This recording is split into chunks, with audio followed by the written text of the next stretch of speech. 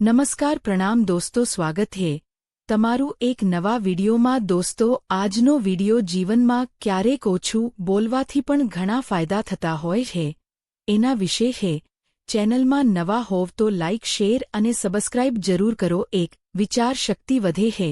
જ્યારે આપણે ઓછું બોલીએ છીએ ત્યારે મનને વધુ વિચારવાનો સમય મળે છે, એટલે આપણા શબ્દો વધુ વજનદાર અને સમજદાર બને છે। 2.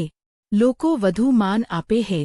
જે લોકો હંમેશા બધે બોલતા નથી એ માણસની વાતો લોકો ધ્યાનથી સાંભળે છે, કારણ કે એની વાતોમાં ગંભીરતા હોય છે। 3.